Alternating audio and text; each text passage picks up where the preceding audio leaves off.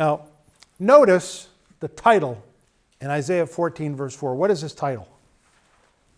King of what? Isn't that amazing? King of what? Babylon.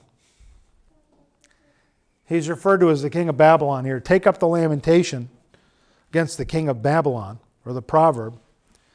How the oppressor has ceased, the golden city ceased. The Lord has broken the staff of the wicked and the scepter of the rulers. He who struck the people in wrath with a continual stroke. He who ruled the nations in anger is persecuted and no one hinders. The whole earth is at rest and quiet. They break forth into singing. Indeed, the cypress trees rejoice over you, the cedars of Lebanon, saying, since you were cut down, no woodsman has come up against us. Hell from beneath is excited about you. Look at that. To meet you at your coming. It stirs up the dead for you, all the chief ones of the earth. It has raised up from their thrones all the kings of the nations. They shall speak and say to you, have you also become as weak as we? I want you to think for a minute of the incredible sarcasm of God here. Literally taunting Satan with this future destination of his in Isaiah 14. That he will be brought down into hell and be just like everyone he attacked.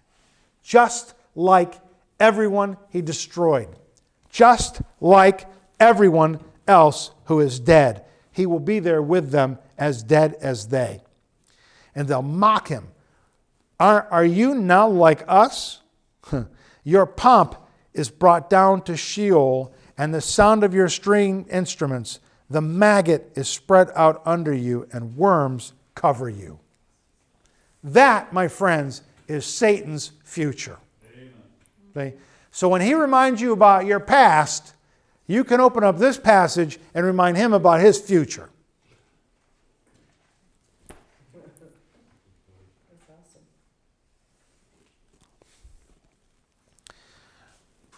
Oh, I know that you did that when you... Well, you know what, Satan? Let's not talk about me for a minute. Let's talk about your future.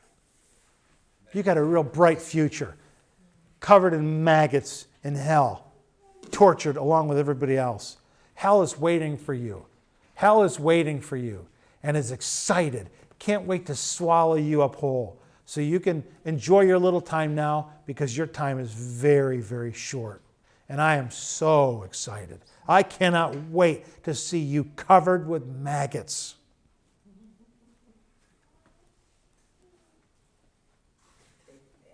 Take that.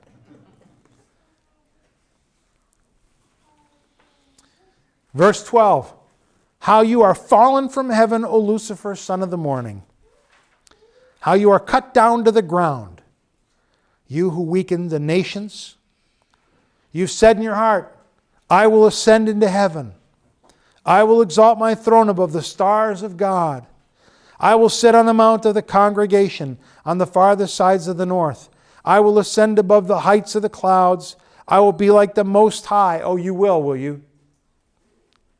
You will be brought down to Sheol, to the lowest depths of the pit. The very bottom of the lowest part of hell will be where you live forever.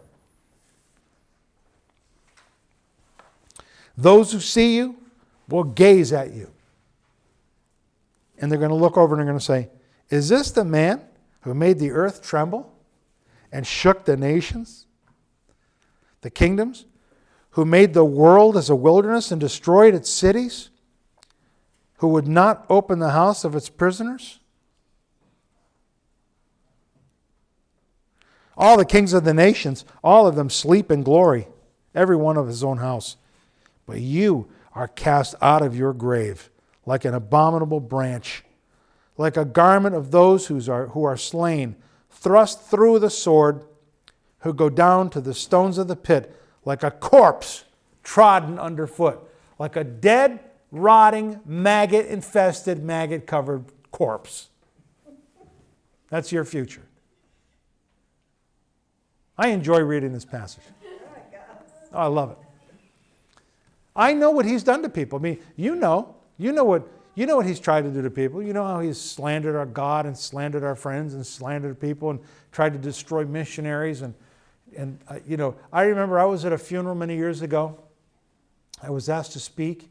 My friend Lou Kelleher in Rome, I think it was his older brother, was deaf, and he passed away. And at his passing, it was tragic because he had some issues. And I remember looking at that casket and seeing this young man laying there, thinking to myself that the devil had planted a flag right there. And I remember our Pastor Prokop mentioned that. A flag right in the chest of this young man. And I can't wait to see it, what I'm reading right here. Because it'll be the end of that. This is the end of that. See? And just amazing. Is very excited. The king of Babylon, like a corpse in the street, like a dead, rotting animal at the bottom of the pit, covered with maggots. Yep. Oh, I just love it. I love it. That's your future. Yep, that's your future, Satan. People looking at you. Hey, you're just like us, little wimp. We're all stuck here now. You thought you were a big shot. I guess not. I hope the people that are in hell just beat them. Just beat on them. I wish that was said here. Maybe that'll happen. Now, he just gets mugged by everybody he deceived. They'll all know. They'll all know. There won't be any unbelievers in hell, by the way. They'll all know what happened. They'll know. You remember when the rich ruler died, and was it the servant? What was his name? Not Lazarus. Yeah, it's in the book of Luke. I can't remember his name. It slips my mind. Yeah, it does. Great gulf fixed between where the man was and where the servant was. The servant was in hell, or was in heaven, and the man lifted up his eyes in hell, and he said, "Send this servant to my brothers to tell them about God, to tell them the truth." See, the people in hell also believe in missions. So they'll all know what happened to them when they're there. So that is Isaiah 14:14. And back in Revelation 12,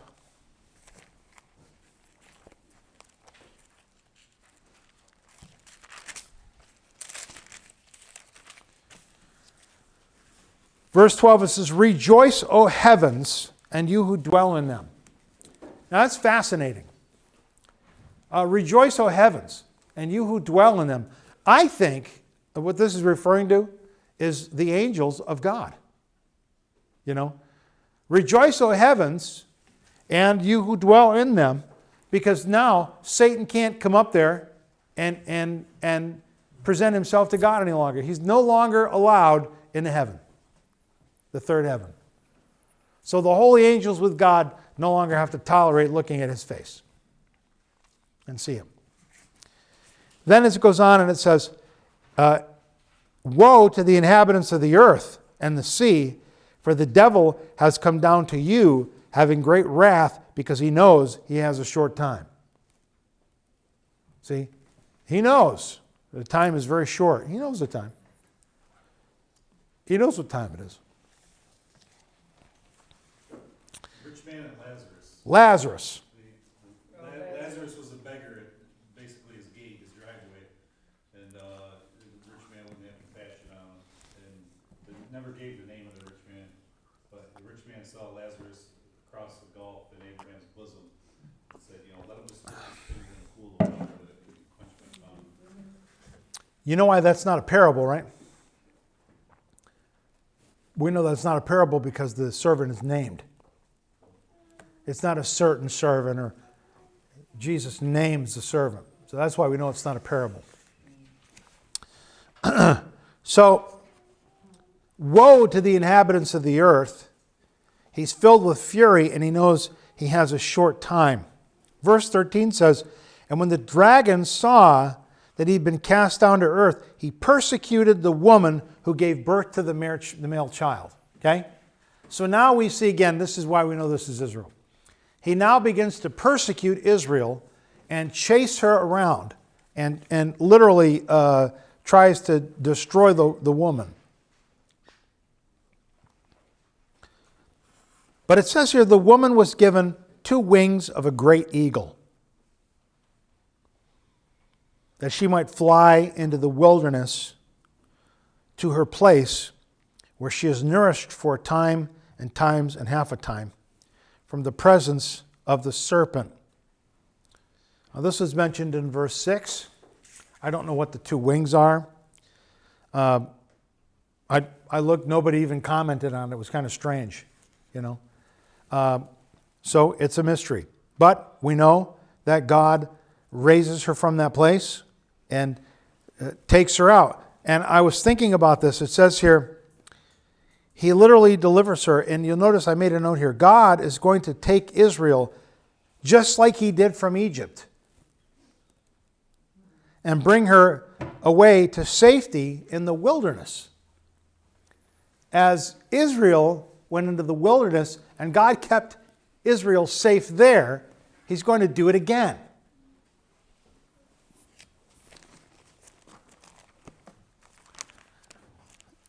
Exodus 19:4.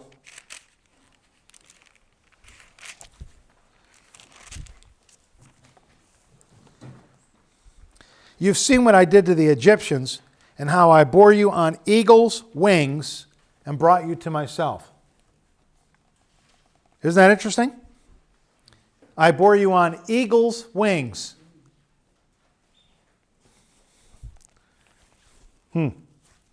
Isaiah 63 verse 9. I got a note in my little cheater Bible. I wonder what that is. Isaiah 63 verse 9.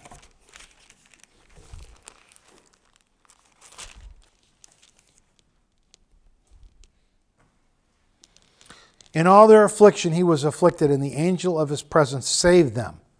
And his love and in his pity he redeemed them. He bore them and carried them all the days of old.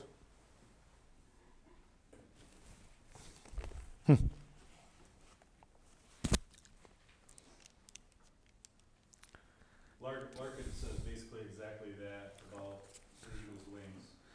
Yeah. This takes us back to the plight of Israel from Egypt, of which God said, you have seen what I did to the Egyptians, now I bear you on eagle's wings, and brought you unto myself, Exodus 19:4. As the woman and the dragon are symbols, so are the eagle's wings. They speak of the rapid and safe flight of the woman, Israel, into the wilderness, where she would be safely kept and nourished for 3.5 years until the dragon is found. Yeah. Yeah, I read that too. And it's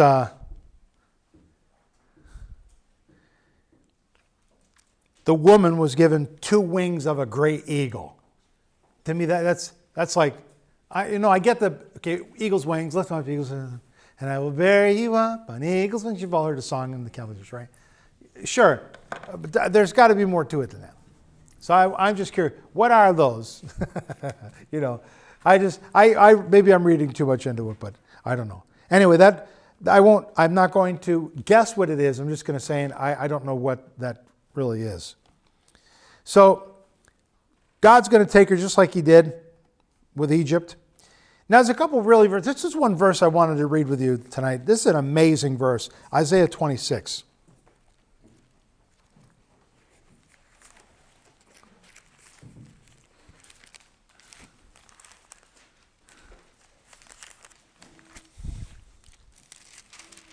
Verse 20.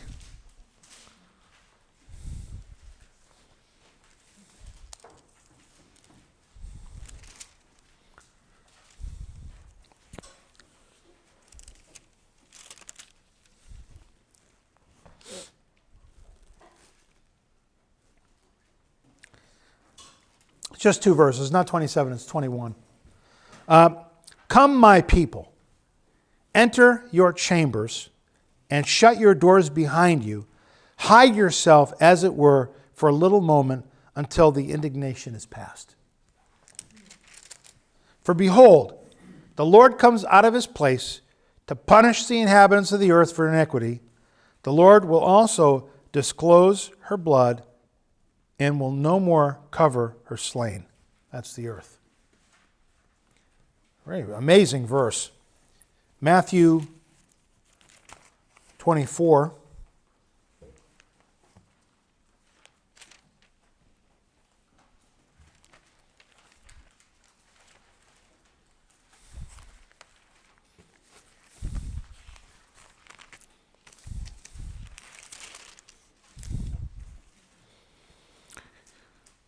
Then you will see the abomination, this is starting in verse 15. You'll see the abomination of desolation spoken of by Daniel the prophet standing in the holy place. Whoever reads, let him understand. Then let those who are in Judah flee to the mountains. Let him who is on the housetop not go down or take anything out of his house. Let him who is in the field not go back and get his clothes. But woe to those who are pregnant and those who are nursing babies in those days. Pray that your flight may be not in winter or on the Sabbath. For then there will be a great tribulation, such as not been since the beginning of the world until this time, no, nor ever shall be. And unless those days were shortened, no flesh would be saved. But for the elect's sake, those days will be shortened. Now, the great tribulation period, listen very carefully, is the last 3.5 years of the tribulation period. So when we refer to it, now that's really a theological description. You wouldn't get in any biblical trouble if you didn't know that. But the great tribulation pertaining to Jacob is that last 3.5 years where Satan chases the woman into the wilderness, where literally the persecution of Israel is intense. But God is protecting her. God preserves her somehow.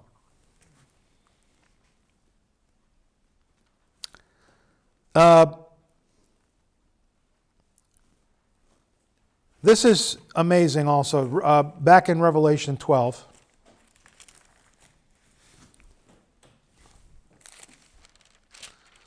I can't believe I've been 45 minutes already. Has it already been 45 minutes? Wow. That flew. Revelation 12, it says, the verse, let me see. 15. The serpent spewed water out of his mouth like a flood after the woman, that he might cause her to be carried away by the flood. I think that's propaganda. I think that's just out of his mouth. The water is just a flood of lies, a flood of accusations, because it says he was accusing the brethren day and night without a coffee break back in verse 10. So he's going to just keep spewing and spewing and spewing his lies. And I think that's what this is, trying to carry her away by propaganda. And then it'll say, the earth helped the woman. These are the nations of the earth that help Israel. The earth helped the woman. And the earth opened up its mouth and swallowed up the flood which the dragon had spewed out of his mouth. Then it says, the dragon was enraged with the woman. He is so upset and enraged with the woman. He went off to make war with the rest of her offspring who keep the commandments of God and have the testimony of Christ. So he's baffled in his attempt to destroy the woman. He'll go after her offspring in other parts of the world. Her offspring are believers who have received Christ during the tribulation period. Now, why are they considered her offspring? Because the 144,000 Jews and the 2 witnesses who've been preaching are winning people to Christ. They are the offspring. And then it's described, those who keep the testimony of Christ. See that? That's chapter 12. Fascinating chapter. But, you get people thinking, okay, who's this woman? she the Virgin Mary? No, it's Israel. You can tell. You just read. Read and look and think back and compare, and you'll arrive. This is Israel. Okay? If it's Mary, then this is all past tense stuff. And it doesn't even fit her descriptively.